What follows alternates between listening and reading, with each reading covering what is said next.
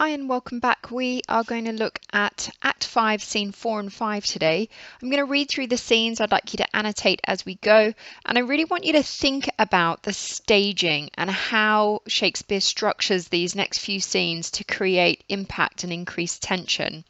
So I want you to think about this strong sense of movement and the impending threat that's generated all throughout Act 5 with that swift alternation of the scenes. It really enables the audience to follow the advancing force of Malcolm and the English army as they march towards the walls of Dunsinane Castle.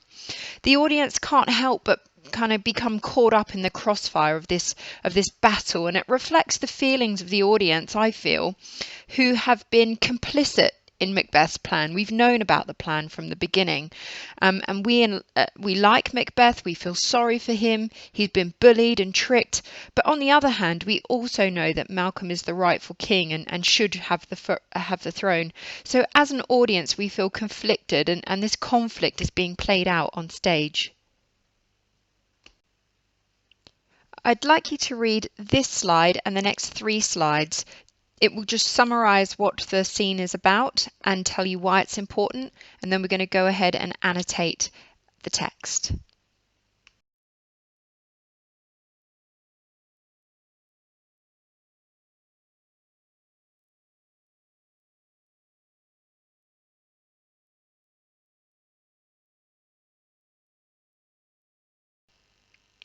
Okay, so Act 5, Scene 4 opens at a countryside near Burnham. Enter marching Malcolm, Siward, Macduff, Siward's son, Menteith, Caithness, Angus, Lennox, Ross, and soldiers, some bearing colours with a drummer.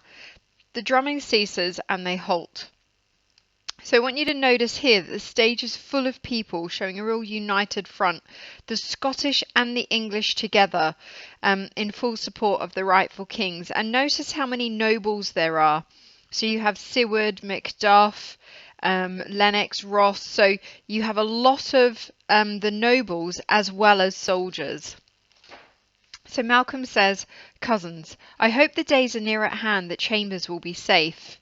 So by using the term cousins, it suggests that the group, the Scottish and the English, aren't just fighting together as soldiers, they are family. So we know that James I was the son of Queen Elizabeth, Queen Elizabeth's cousin Mary of Scots, and that really emphasises that connection, that very close familial connection between England and Scotland, which serves to benefit James. The reference to Chambers, obviously Duncan was killed in his bedroom, which is why Menteith says we doubt at nothing, suggesting that everyone suspects Macbeth was responsible for Duncan's murder. Siward replies, "What wood is this before us?" "The wood of Burnham." "Let every soldier hew him down a bough, and bear it before him. Thereby shall we shadow the numbers of our host, and make discovery err in report of us." So what he's saying there is the army will hide its numbers by carrying branches in front of them. And the reconnaissance team, so the soldiers who are sent out by Macbeth to tell him how many people there are in the army, will mistakenly report how many soldiers are coming to attack. But quite literally, it fulfills the prophecy of Burnham Wood coming to Dunsinane. The soldier says it shall be done. Siward, we learn no other, but the confident tyrant keeps still in Dunsinane, and will endure our setting down before it. So it seems really strange to Siward, who's an experienced soldier, just like Macbeth, that Macbeth doesn't send out soldiers to try and drive the English away before they trap him in the castle. And it should remind you of when Hecate in Act 3, Scene 5 says that security is mortal's chiefest enemy. So Siward just can't understand why Macbeth will stay in his castle. And Malcolm explains, "'Tis his main hope, for where there is advantage to be given, both more and less have given him the revolt, and none serve him but constrained things, whose hearts are absent too." So the more and the less refer to the more being the nobles and the less being the soldiers. They have all given him the revolt. They've all turned against him. So any advantage that he might have had by having people who are loyal has been depleted because everybody's given him the revolt. and the only people who stay are those who are forced to stay, and not they don't stay out of love or loyalty for Macbeth. Macduff says, "Let our just censures attend the true event, and we put on industrious soldiership." So Macduff here is being cautious. He knows that Macbeth is a very capable, very strong and good soldier. He warns the others to let the judgment of the situation wait upon the actual outcome. So just to wait and see how things turn out before we judge Macbeth's situation. Then Siward says, "The time approaches that will with due decision make us know what we shall have and what we owe. Thoughts speculative their unsure hopes relate, but certain issue strokes must arbitrate, towards which advance with war." So Siward says the time is quickly coming that we will know for certain what we've accomplished and what there is still to do. And our speculations express unsure hopes, but the certain outcome can only be decided by actual fighting, which is why our army is marching now. So scene 5 starts in Macbeth's castle at Dunsinane. Enter Macbeth, Seaton and soldiers, some bearing colours with a drummer. So you notice how many people there are on stage. It's only Macbeth and Seaton who's paid basically just to put on his armour, and soldiers. There aren't any thanes, there's no nobles. Macbeth says, "Hang out our banners on the outward walls. The cry is still they come. Our castle's strength will laugh a siege to scorn. Here let them lie till famine and ague eat them up. Were they not forced with those that should be ours, we might have met them, dareful, beard to beard, and beat them backward home." So, what I want you to notice here at the beginning of Act 5, Scene 5 is Macbeth's confidence. He wants to hang out the flags, hang out the banners on the outward castle walls to taunt the armies that are coming. It shows that he's really, really confident. If you go to the end of Act 5, Scene 5, the second last line is "Ring the alarm bell," and he shouts that out loud. So you can say at the very beginning he's confident, and at the end there is that sense of panic.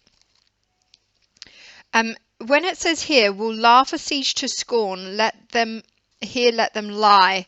So Macbeth is so confident, and he thinks that the besiegers, the people coming to besiege the castle, will end up dying of sickness and starvation. And this is exactly the opposite of how it should work. The besieged normally the people in the castle would normally starve through lack of supplies coming in. And this really shows how Macbeth isn't thinking straight. He's not thinking like a soldier. He's just being ruled by his blind confidence in the witch's prophecy, which is making him vulnerable.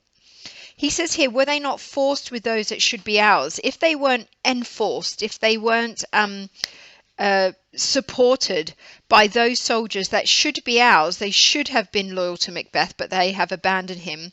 "We might have met them boldly, beard to beard," meaning face to face. But he knows that is not an option. His only option is to stay within the castle.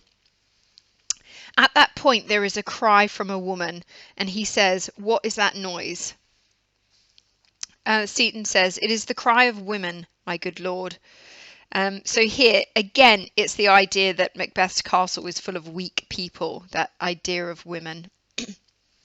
Macbeth says, "I have almost forgot the taste of fears. The time has been my senses would have cooled to hear a night shriek, and my fell of hair would at a dismal treatise rouse and stir, as life were in it. I have supped full with horrors, direness, familiar to my slaughterous thoughts, cannot once start me." So here he's saying it doesn't matter what kind of shriek, what kind of scream it is. There was a time where any kind of noise like that would have startled me, and I would have wondered what it was, and I would have been scared. But now I'm so hardened to the screams of people and to shrieks of horror that nothing can startle me. Now, if you compare that to his reaction to the noises that he hears after killing Duncan in Act 2, Scene 2, and he says, "How is it with me when every noise appalls me?" So at the time when Duncan was ruling, if you were to hear a scary noise, it would frighten you because people weren't used to that because they were safe when Duncan was in charge.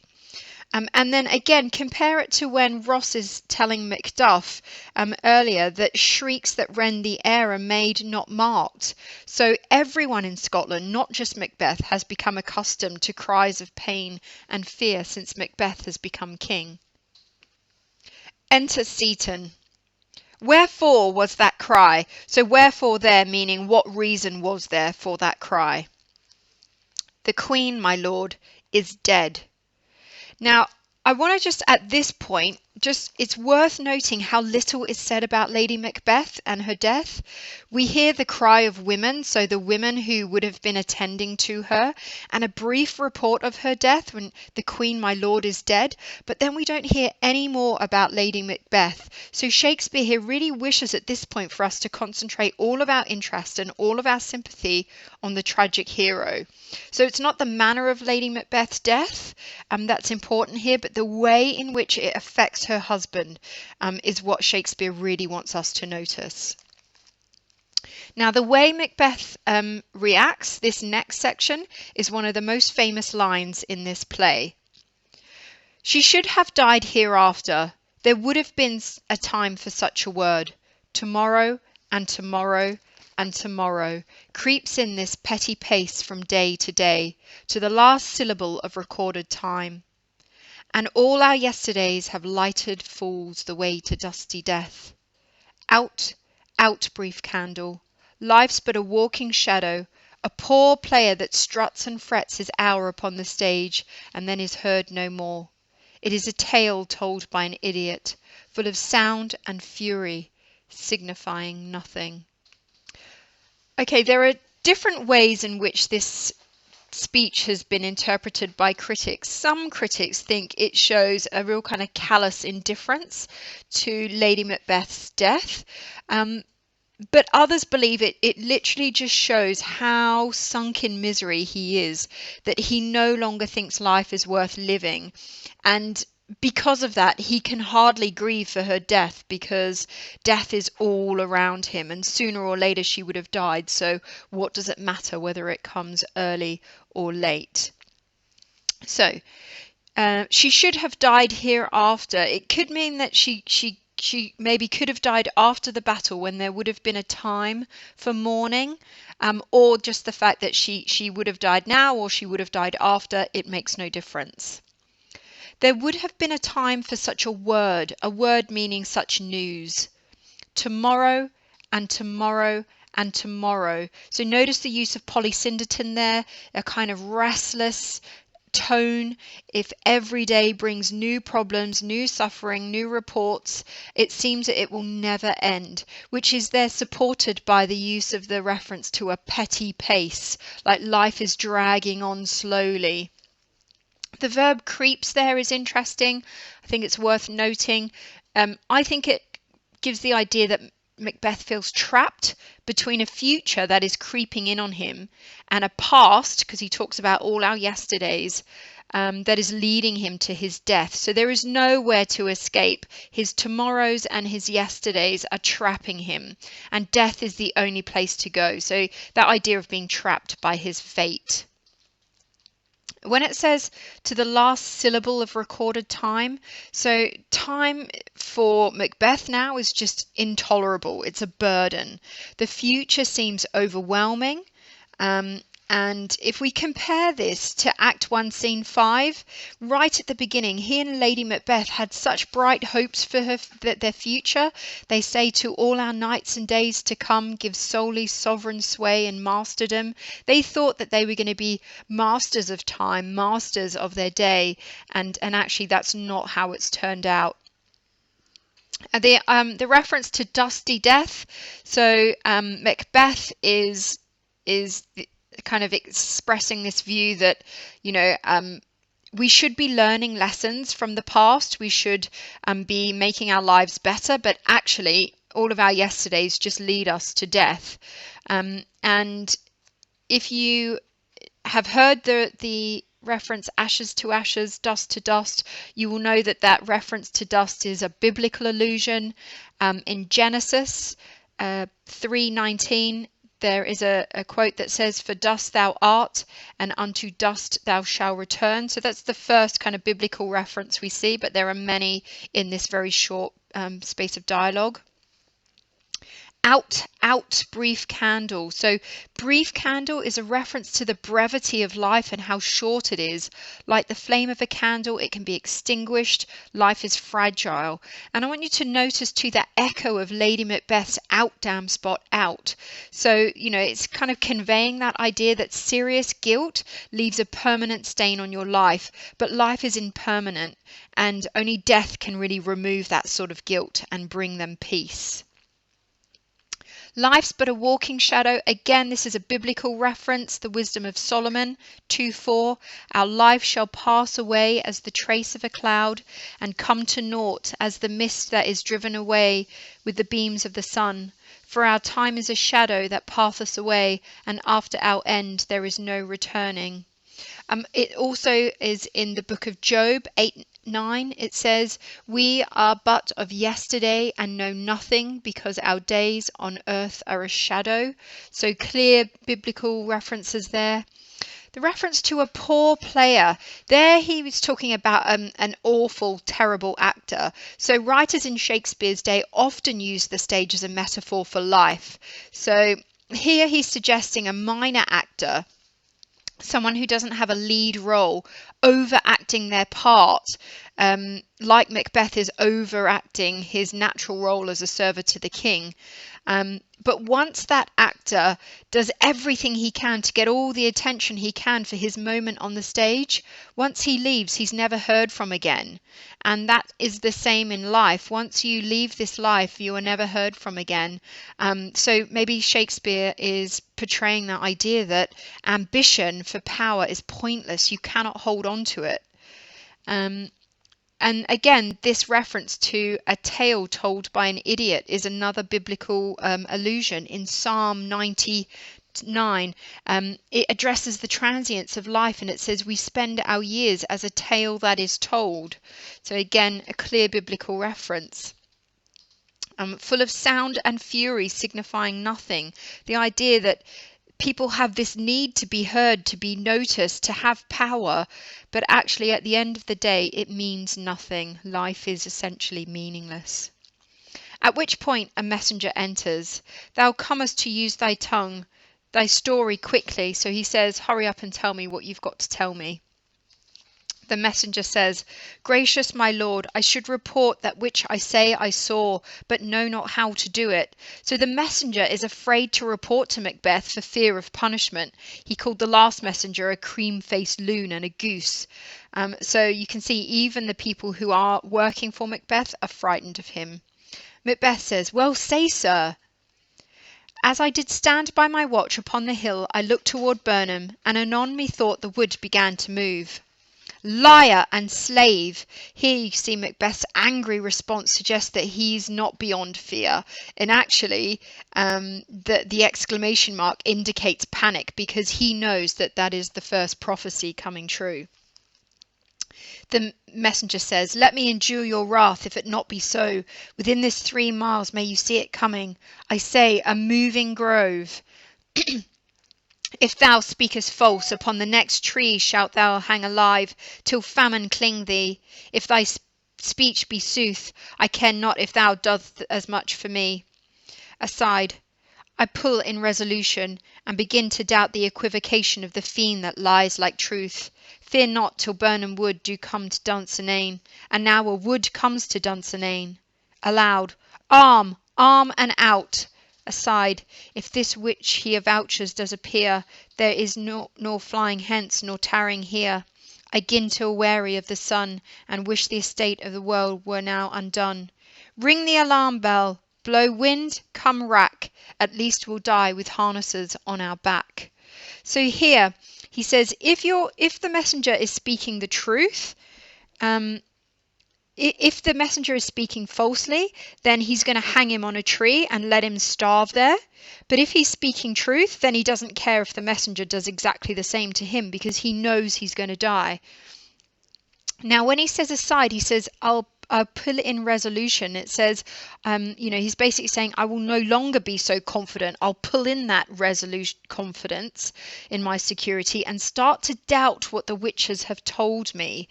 So there, I'll start to be suspicious of what the witches have told me. The capitalization of the fiend is interesting. That's the name of the devil. And even just the mention of the equivocation reminds the audience of the gunpowder plot, again linking those who plot against the king with the devil. Fear not till Birnam Wood comes to Dunsinane, and now a wood comes to Dunsinane, so now is the time to fear. When he says arm, and out, you see that panic starting to really kick in. He's realizing now he's got to fight. He cannot just wholly rely on the witch's prophecy. Now, this bit here, when it says, if this which he avouches does appear, so avouch is French for guarantee. So he's saying, if it is true, whether we stay or whether we go out to fight, either way, we are not going to win. When he says here, I begin to weary of the sun, means I begin to be tired of the sun. I'm sick of life, and the sun keeps coming up. There's just day after day. So the reference to the estate of the world being undone, he's basically saying total chaos can descend upon the world. It would be the end of the world, and then everyone would be in total darkness and despair, and not just Macbeth. He's kind of, asking for the end of the world to come. So again, that ring the alarm bell recalls the knell and the bell that sounded right before Macbeth killed Duncan. It has now come full circle, and it rings now to symbolize the oncoming death of Macbeth. So we hear that bell before the deaths. Blow wind, come rack. If you compare that to Macbeth's kind of speech to the witches in Act 4, Scene 1, he says, though you untie the winds and let them fight against the churches, even till destruction sicken, answer me to what I ask you, is basically saying that Macbeth is willing to let the whole world be ruined at this point. And at least we'll die with harnesses on our back. Macbeth decides to die with a soldier's honour and not just walk slowly towards death. And at that point, I think we're starting to respect Macbeth again. We see that he's becoming a soldier again. He's not trusting the witches, and so we are able to like and respect him again, which is important in terms of that genre convention. Okay, so your task for today is to create a timeline for Lady Macbeth. I want you to make a note of the act and the scenes where she is on stage or talked about. I want you to think about how she's presented, note down her key quotes, and think about at each point, how are the audience supposed to think or feel about her, and then why Shakespeare presents her in this way. So a full timeline, making note of every time she's either on stage or talked about, how she's presented, link that to key quotes, and particularly how are we supposed to think or feel about her at this stage, and why Shakespeare does that. Can you please make sure you take a photo of your work and email it to me so I can check you're on the right track. Thanks folks, see you next time.